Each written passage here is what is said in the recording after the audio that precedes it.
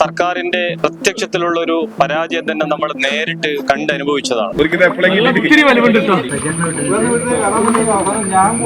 ഒരു സംവിധാനവും എത്തിയിട്ടുണ്ടായിരുന്നില്ല. ഞങ്ങൾ പോയപ്പോ കഴുത്തറ്റ് വെള്ളം കഴിഞ്ഞു, പിന്നെ നീന്തി അക്കരെ പോയിട്ടാണ്. മാത്രമല്ല ഒട്ടനവധി രോഗികൾ വീടിന്റെ അടിഭാഗം മുഴുവൻ, ഒന്നാം നില മുഴുവൻ വെള്ളത്തിലായി. അവർക്ക് ശസ്ത്രക്രിയ കഴിഞ്ഞവരുണ്ട്, മരുന്നില്ല, വെളിച്ചമില്ല. അതുകൊണ്ട് നമ്മുടെ സഹജീവികൾ ദുരിതം അനുഭവിക്കുമ്പോൾ നമ്മുടെ ജീവനേക്കാൾ വലുത് സഹജീവികളെ രക്ഷിക്കുക എന്നുള്ളൊരു വലിയൊരു ദൗത്യമാണ് ഞങ്ങൾ ഏറ്റെടുത്തിട്ടുള്ളത്.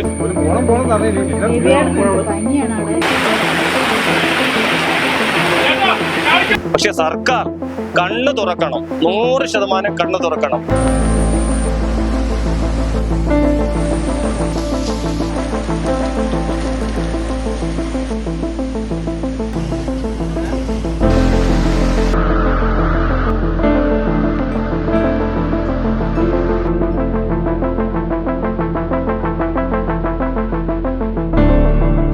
നമസ്കാരം. കൊടും പ്രളയത്തിൽ കേരളം വിറങ്ങലിച്ച ദിവസങ്ങളാണ് കടന്നുപോയത്. പലയിടത്തും വെള്ളം ഇറങ്ങി തുടങ്ങി. ആളുകളിൽ പലരും വീടുകളിലേക്ക് മടങ്ങി. ഇക്കഴിഞ്ഞ പേമാരിയുടെ ദിനങ്ങളിൽ സർക്കാർ സംവിധാനങ്ങൾക്ക് പോലും എത്തിപ്പെടാനാകാത്ത പലയിടത്തും ദൈവത്തിന്റെ കരങ്ങൾ പോലെ എത്തിപ്പെട്ട ഒരുപാട് മനുഷ്യരുണ്ട്. പലതരം സന്നദ്ധ സംഘടനയുടെ ഭാഗമായി പ്രവർത്തിക്കുന്ന ആളുകൾ, ആരും കാണാത്ത കാഴ്ചകൾ കണ്ടവർ, കരളലിയിപ്പിക്കുന്ന കാഴ്ചകൾ കണ്ട ആ മനുഷ്യരെ നമ്മൾ പലപ്പോഴും ഓർത്തുകൊള്ളുന്നില്ല. അങ്ങനെ ഇക്കഴിഞ്ഞ ദിവസങ്ങളിൽ രക്ഷാപ്രവർത്തനത്തിന്റെ ഭാഗമായി താൻ കണ്ട കാഴ്ചകളെ കുറിച്ച് നമ്മളോട് സംസാരിക്കുകയാണ് BJP കോഴിക്കോട് സിറ്റി ജില്ലാ പ്രസിഡന്റ് അഡ്വക്കേറ്റ് പ്രകാശ് ബാബു. ചേട്ടാ, ഇപ്പോൾ ഈ കഴിഞ്ഞ 2 ദിവസം മുമ്പുണ്ടായ പ്രളയത്തിൽ കോഴിക്കോടിന്റെ പല മേഖലയും വല്ലാതെ വെള്ളത്തിലായിരുന്നു. അപ്പോൾ നിങ്ങൾ ജീവൻ പണയം വെച്ച് നിരവധി ആളുകളെ രക്ഷിക്കുന്ന ഒരു സാഹചര്യം ഉണ്ടായിരുന്നു. എന്തായിരുന്നു അന്നത്തെ ഒരു അനുഭവം? കഴിഞ്ഞ 2-3 ദിവസമായി ഈ പ്രളയബാധിത പ്രദേശത്ത് വല്ലാത്തൊരു സർക്കാരിന്റെ പ്രത്യക്ഷത്തിലുള്ള ഒരു പരാജയം തന്നെ നമ്മൾ നേരിട്ട് കണ്ടനുഭവിച്ചതാണ്. കാരണം സർക്കാർ സംവിധാനങ്ങളെല്ലാം തന്നെ നഗരവുമായി ബന്ധപ്പെട്ട പ്രദേശത്ത് വാർത്താ മാധ്യമങ്ങൾ ശ്രദ്ധിക്കുന്ന തലത്തിലേക്ക് പ്രവർത്തിക്കുമ്പോൾ ഉൾഭാഗങ്ങളിൽ 100 കണക്കിന് വീടുകൾ ഒറ്റപ്പെട്ട് കിടക്കുകയായിരുന്നു. പ്രത്യേകിച്ചും നമ്മുടെ ഈ കണ്ണാടിക്കൽ നിന്ന് 1.5 കിലോമീറ്റർ ഉൾവശത്ത് പൂനൂർ പുഴയുടെ ഭാഗത്തേക്ക് ഒരു സംവിധാനവും എത്തിയിട്ടുണ്ടായിരുന്നില്ല. ഞങ്ങൾ പോയപ്പോ കഴുത്തറ്റ് വെള്ളം കഴിഞ്ഞു, പിന്നെ നീന്തി അക്കരെ പോയിട്ടാണ് ഞങ്ങൾ 2-3 വീട്ടിലേക്ക് ആൾക്കാരുടെ അത്യാവശ്യമുള്ള സാധനങ്ങളെല്ലാം മാറ്റിവെച്ച് അവരെ കടത്തി കൊണ്ടുവന്നിട്ടുള്ളത്. മാത്രമല്ല ഒട്ടനവധി രോഗികൾ വീടിന്റെ അടിഭാഗം മുഴുവൻ, ഒന്നാം നില മുഴുവൻ വെള്ളത്തിലായി. അവർക്ക് ശസ്ത്രക്രിയ കഴിഞ്ഞവരുണ്ട്, മരുന്നില്ല, വെളിച്ചമില്ല. ഇതൊന്നും എത്തിക്കാൻ ഒരു സംവിധാനവും ഉണ്ടായിരുന്നില്ല. അതുകൊണ്ട് നമ്മുടെ സഹജീവികൾ ദുരിതം അനുഭവിക്കുമ്പോൾ നമ്മുടെ ജീവനേക്കാൾ വലുത് സഹജീവികളെ രക്ഷിക്കുക എന്നുള്ളൊരു വലിയൊരു ദൗത്യമാണ് ഞങ്ങൾ ഏറ്റെടുത്തിട്ടുള്ളത്.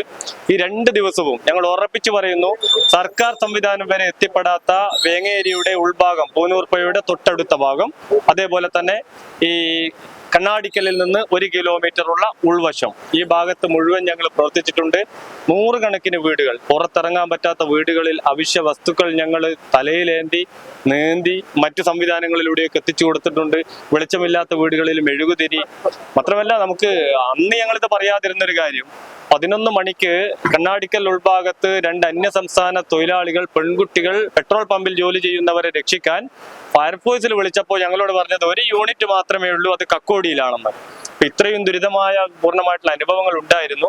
പക്ഷെ ഒരു നാട് പ്രതിസന്ധിയിലാകുമ്പോൾ ഒരുമിച്ച് നിൽക്കുക എന്നുള്ളത് എല്ലാവരുടെയും ഒരു കടമയായതിനാൽ എല്ലാം മറന്നുകൊണ്ട് ഞങ്ങളുടെ ജീവൻ നോക്കാതെ ഞങ്ങൾ അത്തരത്തിലുള്ള പ്രദേശങ്ങളിലേക്ക് പോയി സഹായം എത്തിച്ചിട്ടുണ്ട്.